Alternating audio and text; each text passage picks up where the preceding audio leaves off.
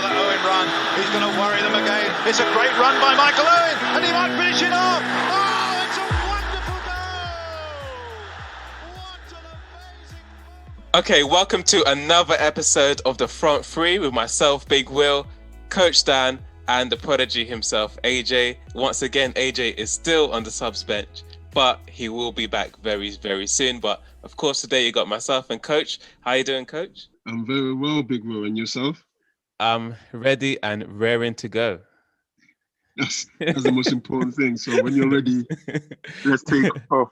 All right. So in today's episode, we're continuing our deep dive series. This time by looking at the Guardian newspaper's yearly list of the 60 best young talents in world football. And to help us is none other than the Guardian's very own deputy sports news editor, who has previously worked for the BBC, Sky Sports, and The Independent. And he even spent 2 years living in South Africa before the tournament in 2010. It is none other than Ed Aarons. How are you doing, Ed? I'm very good, thanks. How are you? We're doing very well. Thank you again for coming on today's show. Yeah, so talking about this, yearly list of the next generation of talent. So just talk to us about the process behind compiling such a list like this. Yeah, well, it takes quite a long time, as you can imagine. I mean, I've been working on it since I joined the Guardian in 2014, and I think that's the first year that it began, actually. And it's really the brainchild of and the person that does most of the work, I have to say, is Marcus Christensen, who's the football editor. He starts. I normally get a message in around August, end of August sometime, saying it's next gen time. And it's like, oh no. But actually, it's really, we have a lot of things that, we did quite a few different projects over the course of the year, like the top 100 footballers and various other things that we have to do, which are normally, a bit like, when you have to do it, it's like a bit of a drag. But this, I really enjoy this because I tend to specialise. I mean, the last few years I've started doing Palace and as well. But my colleague Dom Fyford always used to do Palace. But I have a lot of interest in UK young players anyway. But I tend to take a look at the global players. So especially the French-speaking world, because I do a lot of stuff with French football and African football. So, it's really just a matter of speaking to lots of journalists and coaches, youth coaches, and asking who's, tipped to be some of the best players coming through and then just trying to find out some stuff about them. I mean, it's actually, I'd say it's getting a bit easier than it used to because players are getting spotted a lot. I don't know if they're getting spotted, but they're getting well known, let's say, a lot earlier. I think actually due to probably quite a lot due to like computer games, actually. Interesting. Especially Football Manager. I think a lot of people that play that. I don't play that anymore, but I used to when I was in my early 20s. And it really gives you a good knowledge of global players. I remember that generation. Sort of maybe, I don't know, around the sort of Morientes generation, I think it was. This is going way back. We just knew that there was going to be lots of young Spanish players that were coming through. And then again, also, I was just thinking about FIFA, which is probably more popular than anything. Even that, you get to see some of the young players at different clubs that are coming through. Maybe if you play against them on career mode or something like that, and there's, you're playing against the same level of side all the time. So it's. I don't know. It's become, the world's become smaller. I think that's certain. Absolutely, and the fact that you've got social media, people are on their mobile phones taking videos and stuff like that. So I guess that also helps in terms of discovering talent too. Yeah, definitely. I mean, because it's so much easier to get some footage of somebody online now, isn't it, and make a video. Which I think back in the day there was the odd kid that would get there'd be be an overnight internet sensation and stuff like that. But now I think it's pretty professional, really, that kind of thing. In the background, there's obviously lots of potential money to be made out of some of these young players. So I mean, they get picked up very early by agents as well now. It's it's really moved forward, that kind of thing. And then in terms of the type of talent that you and fellow journalists are sort of discovering, going back to 2014 and sort of comparing it now, I think like 6, 7, 8 years later. Is there different in terms of the type of talent, or is it pretty consistent throughout the years?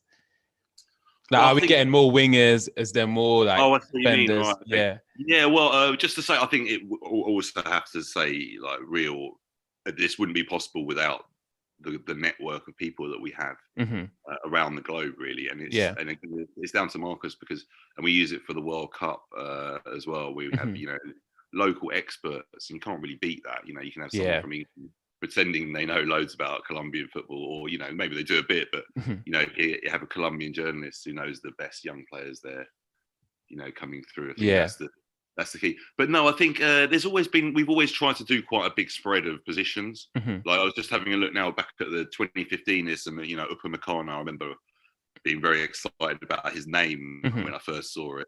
His full name is I don't want to try and pronounce it, but it's brilliant. And so just an example of a great defender who's like really fulfilled all of that potential that I think it was Ben Littleton wrote his one originally. And then there's also the lots of players who haven't made it as well, but that's not surprising. It's just, of course, one of those things that there's. But I think looking back over the years, the majority have made some sort of impacts, and and most of them are still playing now. And then in terms of looking at the years gone by, has there been sort of a wave of talent coming from a particular area of, say, Europe, South America, Africa, or is it generally still sort of a mix of global talent? Yeah, well, I think that I have to say that there's always at least 2 or 3 or 4 even French players. Definitely, that would be number one from Europe. I think it's a massive market, isn't it? The French market. Everybody knows it, especially the last few years, it's really grown much bigger.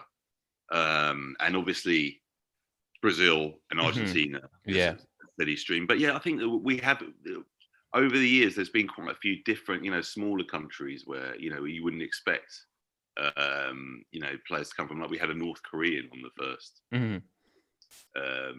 And other hotspots, like definitely Spain as well, still remain. Like, so many good players coming through there, and Holland. Yeah, so, I can imagine. I think looking back, some of the Belgian players that have been, there's been a lot of hype about them because of how well Belgium have done recently in international football. All the great players that have come from there. Yeah, I've been doing a lot of the updates for them this time, and maybe they were kind of. It's interesting to see the trends, like looking back. Like, maybe they were kind of flavour of the month because a lot of them were signed. These young Belgians went to Italy, for instance, and for whatever reason have ended up just back in Belgium, a couple of years later, like, playing a lower level. So, it's interesting. Sometimes I think a lot of these players get signed and hyped much too early, and that is to their detriment. Definitely. So let's look into this year's list. The first player I want to look at is Yousef Demir. So he's an attacking midfielder from Rapid Vienna. Some people are calling him the Austrian Messi. I think we've heard several iterations of something Messi, English Messi, Brazilian Messi. Just talk to us about him. Yeah, he's an interesting player. He's, like you say, loads of people have been compared to Messi, and it's mainly due to the left foot. But yeah, I think Austria is a very interesting country. Talking about trends, there's been, they're producing a lot of good young players, but mainly through the Red Bull Salzburg academy. So it's good to see that there's other clubs that are bringing him through as well. But yeah, I think he's done really well for Austria. He's already in the under 21 team at a very young age. And he's eligible for Turkey as well. So they're already sort of looking to give him a cap just to make sure that he's going to play for Austria in the future. So that's, at that age, it's pretty amazing, isn't it? So wouldn't be surprised to see someone go for him, maybe sort of a Dortmund, actually. Like, it's a good stepping stone for him, maybe, and speaks the language already. So very, very exciting. And I think they're a team to watch actually in the next few years. Austria, there's quite a few slightly older as well that are starting to come through really, really fast. Interesting. Coach Dan, what do you make of Yousef Demir? I know we don't have that much footage of him, but talk to us about him and sort of young players that always get compared to Messi. Yeah, I think I don't know if that's a comparison he would want made, but you can imagine at such a young age, though, assuming you go to school and your colleagues, your peers are like, I saw this on the tube, or I saw this on the internet. They're comparing to Messi. It can only get to his head, and I've never been a big fan of that. Like if the hype that's about him, is to hold water, and so like what we project of him to become, then we don't really need him to be the next Messi, because there will never be the next Messi. Not only to him, but to all these people they compare to. Listen, we've all seen the next Zinedine Zidane, the next Messi. No one, listen, they're Messi's and Zidane's for a reason, right? We don't want to see a next one. I want to see the next him. You see what I mean? The only him. That's the authentic sort of like copy, and that's what's great about football. I think people that push these type of thing, that you're not doing the players any favor. But listen, some interesting talents on this list. We just hope they're managed well within the academy, and how quick they try and push them into the first team. Just allow them to grow and stuff like that. And in a few years' time, hopefully, we will enjoy some of these players like we've been enjoying Ronaldo and Messi for so long. Definitely. And then, Coach, is there anyone else on the list that you want us to discuss? Is it the Barcelona youngster? Is it Moriba? He seems like an exciting talent, but then a few Barcelona players have, and nothing's come of them. And I think the issue is, you see with these sort of like big clubs, they have great academy and they got great players in there, but they're also inclined to go and dip their hands into the transfer market. And so then these players just, they stay the academy too long, or they leave and go somewhere else, and the upbringing isn't the same. He looks like a great talent. And just sort of like what Ed said, I used to be a big player of Football Manager, and a lot of these players, it's a great place for you to track these players' progress. So Football Manager, I think they need to start, invoicing clubs and teams for some kind of, I don't know, some kind of payment of some sort. But yeah, he's a big talent from the list I've seen. He's one that I'm really looking forward to. Hopefully he can achieve and get to the standards that his potential right now is showing. It will be great to see. You see someone like, what's his name now, Armand Traoré, and so like how he's just so raw with his talent and everything like that. I feel like he's been like that for so long. He's still even at his age and playing in the Premier League, you still feel like he's still a talent. You see what I mean? I just hope this fella can keep himself really in good shape, have the right people around him, not mess about like Bojan Kirkic did and stuff like that. And let's really see where he can get to, because I'm really excited about his talent. Ed, what do you make of him?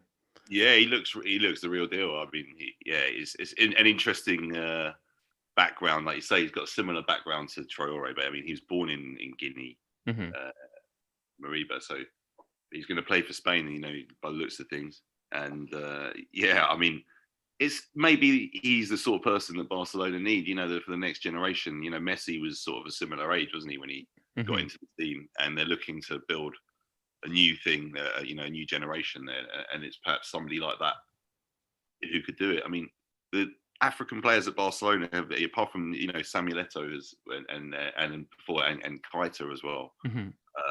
Seydou Keita was a great pair there, but they had a couple of young Cameroonian players there, didn't they, through the Samuel Eto'o academy, and didn't quite make it. So it'd be great to see an African player, or an African-born player anyway, coming through there. But it's a good time for in terms of the old generation departing.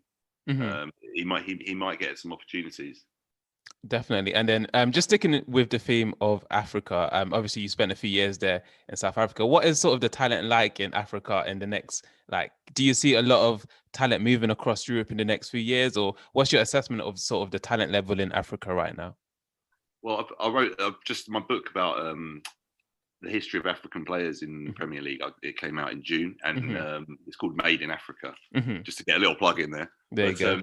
But We should bring you on to talk about that again. Yeah, well, that'd be great. But it talks a lot about the academy system in Africa because it concentrates a lot on Sadio Mane's story and the Génération Foot academy in Dakar in Senegal. I mean, in Senegal, there's 2 academies which produce just ridiculous amount of players. And I talk about in the book, you know, the next one in the pipeline from Génération Foot is Ismail Assar, who at Watford, you know, and everybody knows he's been, you know, Liverpool very close to going for him, and then decided to go for Jota in the end, and then United had that little inquiry on transfer deadline day. I mean, he's still available now until Thursday, isn't he? He could leave Watford.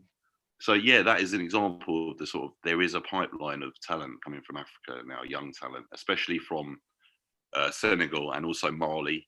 You know, they have really making great strides. If you look at the Red Bull Academy, there's several Malian players there, as well as Patson Daka from Zambia, who's going to get a big move as well. So certain countries have really established that now and are really thriving, and then other countries aren't. It's much more difficult. It depends a bit where you're from, actually, in Africa. But I think the talent is undoubtedly there throughout the continent. You know, we see that all the time when, you know, the players that come to the Premier League, how good they are. Definitely. And then sometimes with the talent, it doesn't always translate, especially when it comes to, you know, the national teams, and whether it's World Cups, for example. A lot of them have been quite talented, but they never, like, whether it's Ivory Coast, Ghana, Cameroon, you know, they've always had great talent over the years, but it's never quite translated into, you know, semi-finals, finals when it's come to the World Cup. Why has that been the case? So that's for you, Ed, and then also Coach Dan, you can come in afterwards. Well, in the last few years, there's not been a strong enough team, I don't think. Like, especially at the last World Cup, there was, I mean, Senegal on their way to being, and I think now they do a lot better. And they were close to getting through in the group, and, you know, just a little bit unlucky. But there's not been an outstanding team, really. I think since maybe you could say even Ghana back in 2010. I don't know. I mean, the Ivory Coast generation didn't do very well at all. But I think there's quite a lot of good teams now coming. You know, Egypt, they had disappointing AFCON. Algeria, really good. Obviously won that last year. Senegal with Mane and the next generation, Koulibaly, people like that. And Nigeria as well have got very strong young players, a lot of young players coming through. So I think the next World Cup could be quite interesting. I think you'd hope that at least a couple of African teams maybe get to the quarterfinals, possibly, and then you never know. Yeah, Coach. You know, Big Will, you see this thing here. It really bugs me. It really annoys me, being an African, obviously, and seeing some of the top talents, right, that we enjoy so much in the European game, but when they go back home, it's like everything is set up to feel like a joke, you know? And you hear when these players talk, at times you hear them say that. Ed mentioned the Ivory Coast team. I forget which tournament it was, Big Will, no joke. I think it might have been one of these African Cup of Nations, right? And what I saw, like how they approached that whole tournament, I knew they're not ready. Serious for as a country and as a continent. The Ivory Coast players changed their names on their back. So Kalu had Colunio, Zakora had Maestro on his back. And I was thinking, what do these guys think they're doing? Like, you're playing international football where you hope people around the world will watch you. Zakora, you at best, you're like a I don't know, like low table team. Why have you got Maestro on your back? And Kalu, this was when he was playing at Chelsea. I'm thinking, you wouldn't even dare do that at Chelsea. Yeah. Why have you got Colunio at your back? It was just bizarre watching the whole thing. And honestly, even being from Africa and stuff like that, I lost interest for you know, the tournaments that we're involved in and stuff like that. And he's right. Apart from maybe Ghana in World Cup 2010, I can't really think of any other team, you know, and the talent is immense. Like a lot of these Ghanaian players, for example, I say Ghanaian players because I'm from Ghana, so not to offend anyone. They're playing in Europe and they're playing for good teams and stuff, some of them.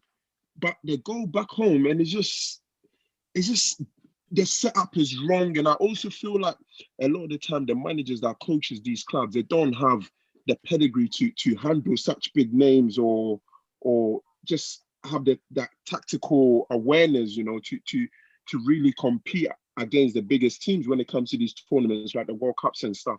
And it's very unfortunate. It's very unfortunate because a lot of them, international wise, they got nothing to hold on to. And that's a big shame. I think it's something that will need, attention from, I don't know, whoever the FA version of African football is to really look into, because right now, that's why a lot of them don't even bother playing for African countries no more. A lot of them just, they see it as a joke. That's exactly what it is. You see Saka playing for England as opposed to Nigeria, and Ketia most likely going to play for England and not Ghana. And it's funny because these players, they'll rather, have that hope of making it in the England team than go and play. Like, and Ketia will start for Ghana up front. You see what I mean?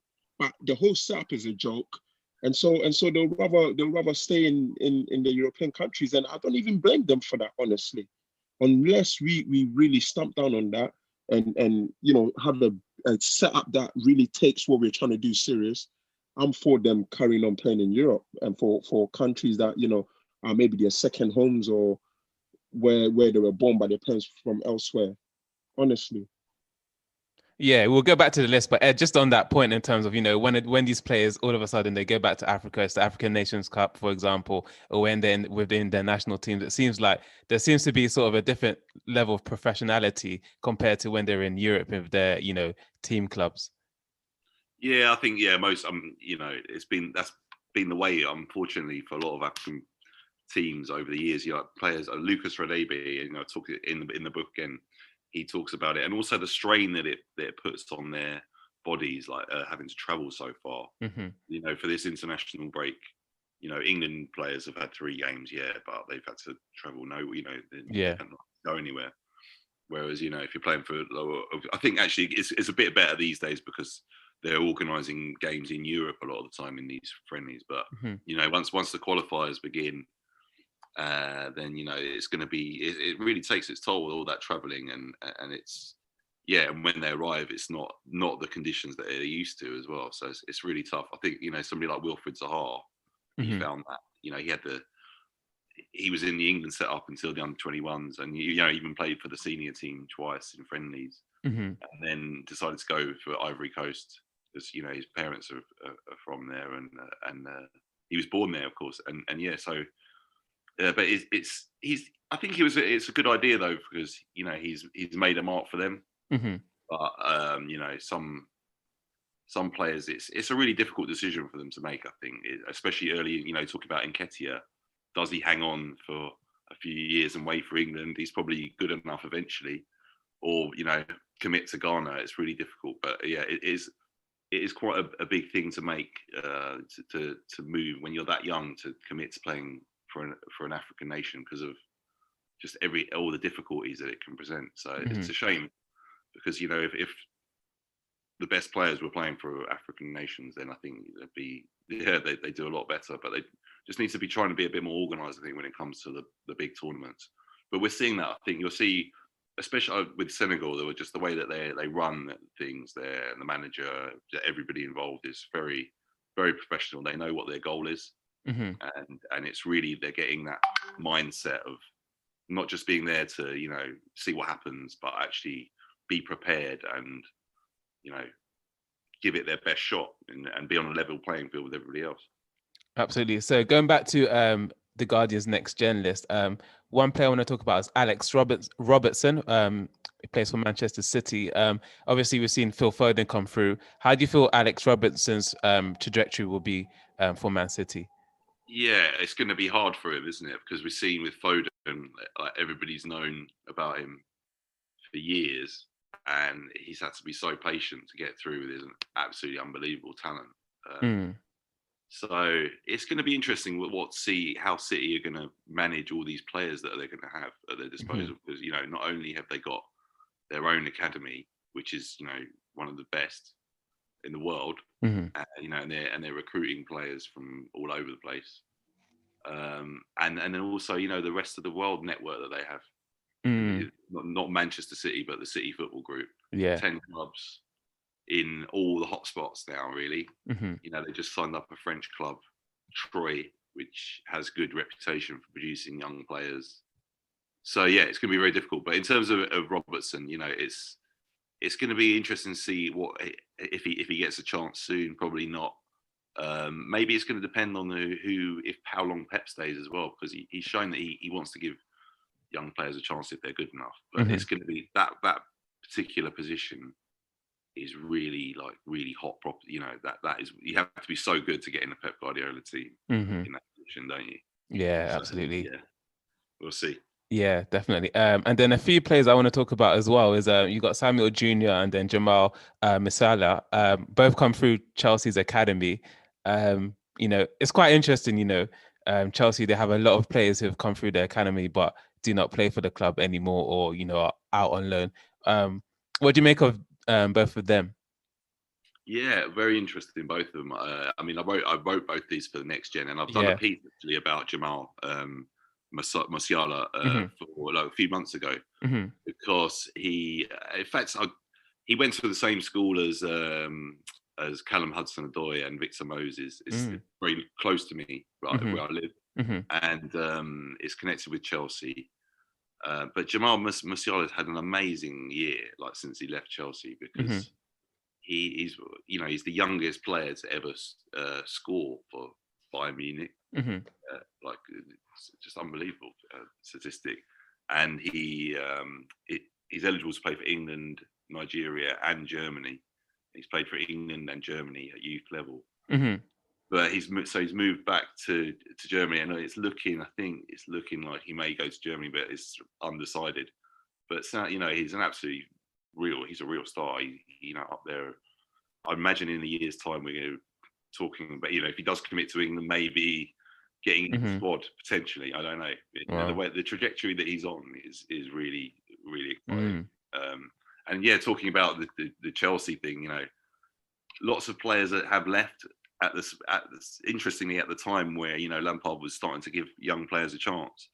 But then you look at, you know, if you're a young player and you're like, okay, maybe I'm encouraged by that, you know, look at Tomori, etc., getting chances, or last season anyway. Then the arrival of all these players that they've signed in the summer is just going to make you think, well, I need to go somewhere else. So I'm not surprised. I mean, Iling Jr., we'll see how he gets on. It's a really brave move, you know, to go somewhere like Juve. It's he's making his own path, because obviously Musiala, I mean, he has German heritage and lived there till he's 7 as well. But, you know, there's been a lot of English players that have gone to Germany, and, you know, Jude Bellingham's the latest to follow the Sancho path. But yeah, Iling Jr. going to the biggest club in Italy, where, you know, with Ronaldo and etc. Yeah, it's very exciting for him, and let's hope that he can make an impression. Yeah, but then what do you make of the fact that, you know, we've got these young British players who are here? Why aren't we retaining them? Why do they have to go to other countries, you know, to ply their trade? Well, I think in these two cases, you know, they're going to two of the best clubs in the world, so yeah, it's not like they've had a choice of, you know, they could have stayed at Chelsea, or I imagine they had other places they could go to. But yeah, in terms of a lot of other players that are starting to go abroad, normally they're a little bit older than these guys that we're talking about, maybe a year or two older. But yeah, it's just a lack of opportunity in the Premier League that is getting better, I think, for young players. A lot of more managers are giving them opportunities, but I think it's great to see this generation of kids that are unafraid of different culture, different language, and like learn. I think it's really beneficial for them, even if they end up not playing very much. I think even just, you know, that being a young man living somewhere else out of your comfort zone, a lot for you, makes you grow up very quickly, and that is going to help you in football as well as, you know, in life. Definitely. I know, Coach Dan, you have a lot to say about Chelsea's academy. So talk about that. Then also, you know, how some of, you know, British players are going abroad, you know, so even some of the best teams in the world to, you know, ply their trade. You know what? Yeah, a lot of the times it's said the English league is like the best league in the world. I think in the same time, it's also a curse for a lot of these talents we're talking about. Because what you have now, you have teams like Manchester United, Chelsea, the Manchester Cities, and Liverpool's and stuff like that. I mean, Liverpool, they're okay with managing their youngsters. all these clubs that have sort of like foreign owners, right, that come in and they have this business mentality of how the club should be, winning trophies and the biggest trophies as part of the agenda. And so it's about having a team that will win that, right? Will win you those trophies to take your name as high and make as much money as you can. And unfortunately, what that means is that there isn't a lot of patience, right, for these players to really grow into the talent that we hope they will become. But when you're a youngster, right, the game is all you want to. That's all you want to do. You just want to play football. And I think with this Jadon Sancho sort of like revelation and going into the Bundesliga, it's open like a floodgate for English players to think, wait, actually we can go and do this, you know? Because what you find is there's such a big import of foreign players into the Premier League. That's because back home they're getting to play. So they reach their potential there, and then big bucks are being spent on them to come into the Premier League. And some of them are even just average players. Like I know a lot of the time, right, when we talk about these next gen type of players and, you know, potential, there's such a big hype about foreign players and stuff. And I don't do it so much, but when I used to sort of follow the youth football and stuff like that, I'm like, these are great talents. I remember the first time I saw, what's his name, Patrick Roberts for Fulham. I could not believe that the kid was just so good with his left foot, just how he was playing. You know what? Yeah, I was just saying how people shouldn't compare players to Messi. these world stars. Yeah, I was thinking, I've never seen anyone. He was just like a carbon copy of a young Lionel Messi with his left foot. But where is he now? You know, where is Josh McEachran and all these kind of players that we once hoped they would be great players? This is sort of like the curse of the Premier League. And so if this is what the players have to do, they have to go and do that. We spoke about, is it Musiala at Bayern Munich, right? Guess what now? He's not playing under 18 or under 21 football. He's playing in the Bayern Munich first team. He's training with the best players in the world. That could only be a positive thing for his career, right? So why not do it? You know, if Bayern Munich comes in for you, go and train. Because one thing with Bayern Munich is that they don't need to spend millions of pounds to win the Bundesliga, right? And so these players can get minutes on the football pitch as long as they apply themselves in training and, you know, really have that competitive streak about them to compete. They will get those minutes. Like you see Manchester City, you mentioned this player a second ago, and even Phil Foden. Ed mentioned, we've known about him for a while now, but he's still in the team, then he's out. In the team, then he's out. I see Pep Guardiola trying to implement some of these youths, but he's never really been big on, you know, playing youngsters because he knows what he wants and he knows the players are going to do that for him. So he will go and spend 60 million or whatever they did on Ruben Diaz. That's just how and what is required of them now, right? Because if he's not achieving his targets, guess what? The fans are going to be making noise and stuff like that, and managers lose their job so easily now. So they come in, they spend club money, right? And try and achieve for the clubs. And I find it weird as well. I know I'm having one of my tantrums, but right. I find it bizarre because I'm thinking if I'm an owner, right, with such a big academy like the Chelseas, like the Manchester Cities, why not pay sort of like great attention to the upbringing of these players? Because then guess what? Eventually these players will be bought by other clubs and they'll make you good money. Right now they're leaving and you're paying that, you're getting like a 500,000, $1 million compensation for them. That's not really doing much for this football club. And then you're paying 80 million for Havertz. Exactly. And send Ross Barkley on loan. Like, it does. It does frustrate me as well. The model that English clubs, the Premier League clubs have, like they pass up opportunities to sign a player like directly from, you know, a weaker league normally, just because they're not quite sure. And then, you know, maybe he'll go to like a smaller club in the Premier League, and then they'll pay the big money for him.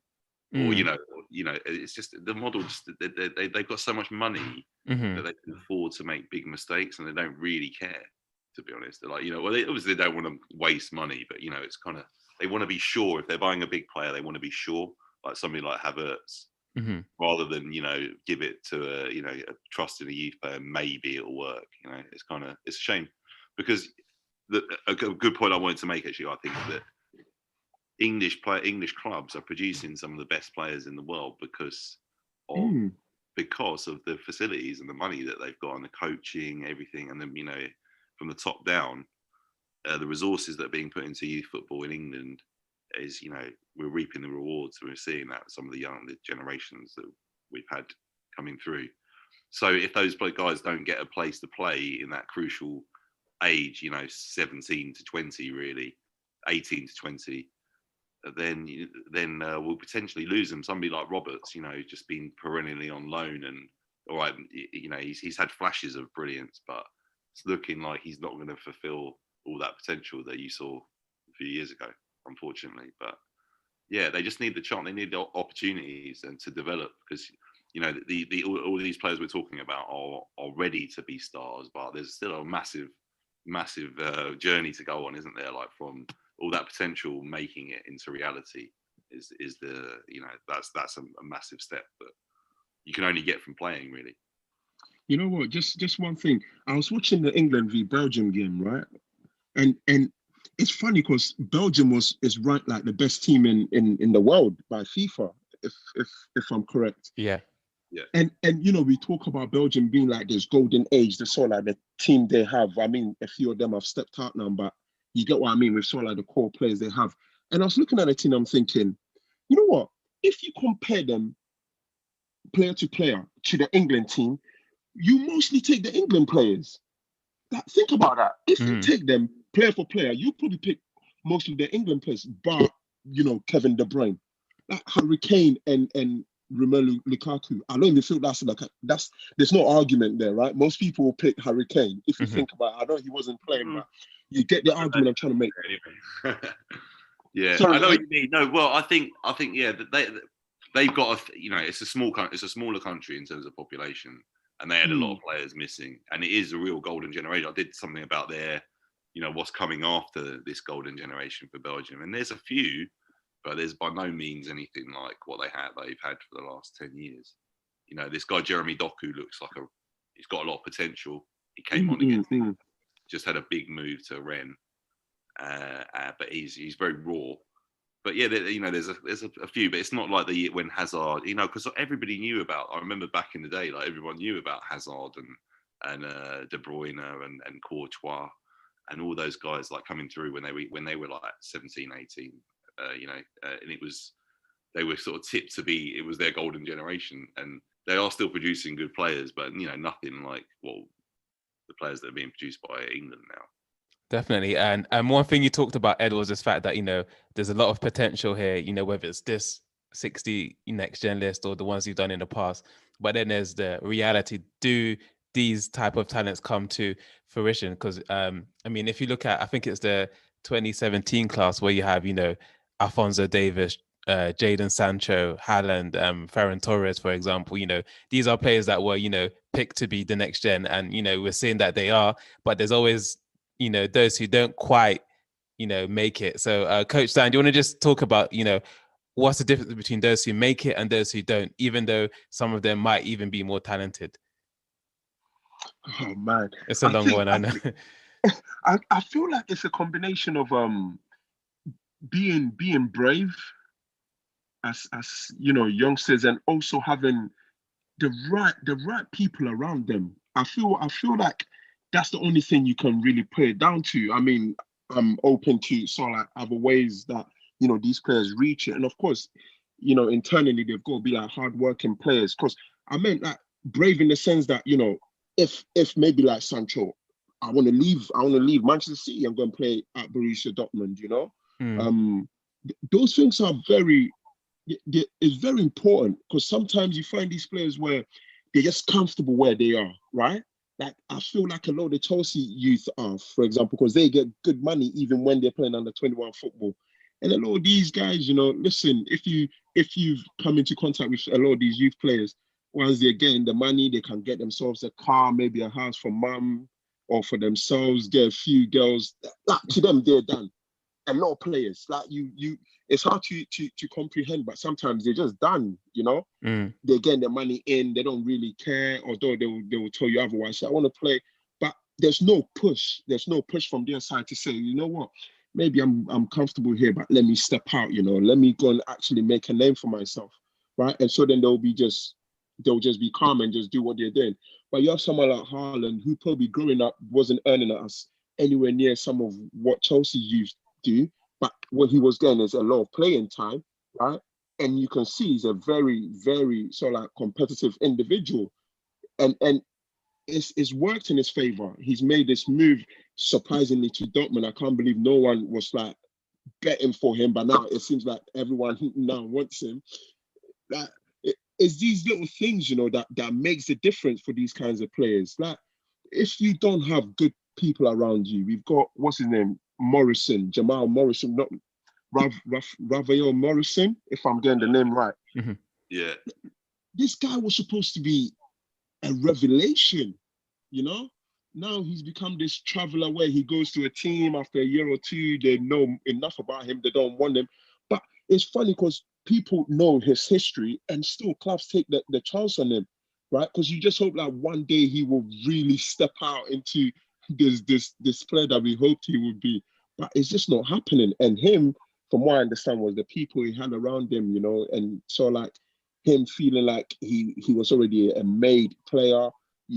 I was reading something earlier this week about Nicholas Bentner saying the same thing about, you know, if I could go back, I would slap my younger self. And I'm thinking, listen, even when you were growing up, you were still an idiot. So why leave your younger self alone? Your younger self did what was appropriate to him in that instant, you know.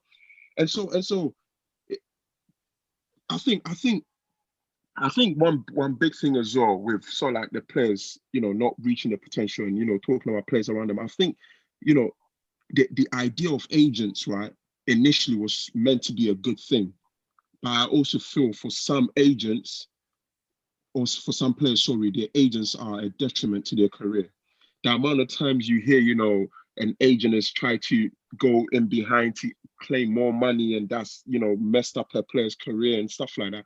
There's too many of those things going on. And it's hard to sort of put a stop to it or combat it in any way or form, you know. And it's a shame because the talent out there with football, Brian. Mm-hmm. I'll stop here, Will. Let me not carry on for too long. Go on, Ed, in terms of, you know, what's the difference between those who make it and those who don't? Yeah, it's so true what you were saying, David. It really, I mean, there's so many unscrupulous people out there, you know, like trying to take advantage. And I know I was just looking earlier at one of the comments on the Guardian on the Next Gen, and it was a good point. I thought it said, you know, for a lot of these players, this is going to be the high point of their careers. And unfortunately, that probably is true. I know maybe not many, but like some of them, yeah, it will be, unfortunately. Mm-hmm. And it does get quite hyped, this list. I've noticed that, you know, a lot of different nations, you know, do, you know, if a player appears in it, they do, you know, different a news story about it, for instance. It's got quite prestigious. So, and a lot of, you know, over the years, that can become a thing that can be traded on by agents and the player themselves, you know. And yeah, maybe it'll open a few doors at first, but it's really down to, I mean, it's down to the character of the player and the people that they surround themselves with, really. And you'd hope that everybody gets a fair chance of making it. But unfortunately, that's not the case. You know, like some people have harder journeys to take than others. Like I was just looking at another player from 2017. He's a Malian player, and he's really hyped and still is in his homeland, but he's just struggled to get a move abroad, and he's had to go to Estonia to start off with. And you know, like he's still only 20, so you could see him in the Premier League in a few years. I'm just trying to remember his name here, but yeah, you know, it's like it's not easy. It's not always the same for everyone, you know. And then there's those players that we were talking about who are at big clubs. They've grown up at a big club for ages, but they need to take that step because they're not ever going to get the chance, you know, unless they do. So yeah, it's all about trying to see where you can get an opportunity. I think when at the right time, and doing it, you know, like I say, that key time is really when you're 19, 20, isn't it? Like if you'll be set up for life then if you're doing your thing by that age for a club, a first team, you can be pretty proud of yourself to have got that far. But yeah, trying to give yourself as many opportunities. So yeah, this guy's called Haji Drame, and he's a Malian player, and he was brilliant at the Under-17 World Cup in 2018. But yeah, has not just had trials with various clubs, but has never got a move until pretty recently. When he's moved to Estonia. So yeah, good luck. Yeah, definitely. It just shows you some of the routes that people have to make, have to do. You know, you don't. If you're determined to make it, then you'll try. But you see, this is the problem. Going to Estonia, right?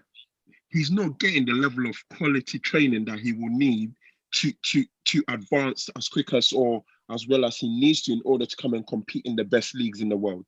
You see what I mean? Like there aren't great footballers coming out from the Estonian league, and him being young, but you need to take a stepping stone, and it's maybe somewhere where you can get picked up by like a Polish club or something like. I don't know what the pathway is there and who's taking him there, but yeah, because next year I'll probably have to do an update for him, so it'll be that's what I mean. It's interesting to see what happens to these guys, and because don't hear or I hear the name and sometimes, and you're like, oh great, he's doing well, kind of thing. You have a bit of an attack. Yeah.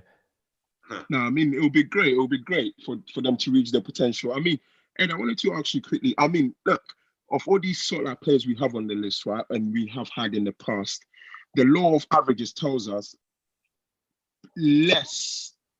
very few of them are actually going to get to the very top, right? And so if you were looking at that list, who are the individuals do you feel like if things go right for them are like in a few years time you're going to see at the highest level of the game, and we're going to enjoy some few years of watching good talent? Well, in terms of the overseas, the international list, then there's definitely, I mean, Musiala, I've mentioned it before, and I've got to mention Ryan Cherki, who everyone knows about already. Who's playing for Lyon, came on as a sub for Lyon in the Champions League semi. He's already doing it, so yeah, it's not much of a massive prediction. Who else from that list? Xavi Simons as well, who was at PSG, the guy who was at Barca before. I think he's pretty close to making a big breakthrough as well. But sometimes it's the ones that you think that are about to do it that maybe they've got all the hype and stuff. From for instance, he's a good example. Xavi Simons. I don't know if you've seen him, but he's been hyped in the European press a lot. Because he's made a move, a big transfer from Barca to Paris Saint-Germain already. It feels like, sorry to cut you, it feels like he's been hyped for the last 2-3 years. And that's what I mean. You've heard of him. You've heard of it. A very distinctive haircut, and it. But that kind of player, I don't know. I mean, I'm saying him, but he's got, I just read he's got 2.6 million followers on Instagram, all that stuff. So maybe not him, actually. Let's see, because a lot of those hype players end up not making it. Like Mashdor, for example, back in the day. Do you remember him? I remember Freddie Adu as well. Well, that's the original. Oh my Lord! And then in terms of the 20, I mean, the English players or the English club players, Mark Gerardo, the one at United, is talked about a lot, isn't he? Have you heard of him? He's on I mean, these guys are slightly younger as well on the British list. They're sort of 6 months younger, so a bit harder to predict actually. I think we'll see. But I know a lot about Jadon Raymond at Palace, and he's really highly rated there. But there's quite a few there. There were some interesting names on that list. A lot of them, to be honest, I hadn't heard much about until I saw the list. Interesting. So before we end, Ed, do you want to promote your book? What is it called, and where can we get it? Thank you. Yeah, it's called Made in Africa, and it's the history of African players in English football. And it's sort of there's kind of two storylines from going way back to the 19th century and Arthur Wharton, who was the first, and sort of following the path from him through lots of older players, and then modern generation, which focuses a lot on Liverpool's team. You know, Sadio Mane and Mohamed Salah, Naby Keita, and Divock Origi with his Kenyan heritage. So hopefully it will appeal to all sort of football fans really interested in a bit of history and football, of course. And you can get it in all good bookshops and on Amazon and wherever. So, there you go. It'd be great if you go out and buy it. Thank you. Absolutely. It's going to be on my list of books to read for sure. Nice read list by the end of the year. That's it. Coming up. All right, so you've been listening to The Front Three with myself, Big Will, Coach Dad, and of course the Guardians, Ed Aarons. We'll be back again next week for another episode of The Front Three. See you next week.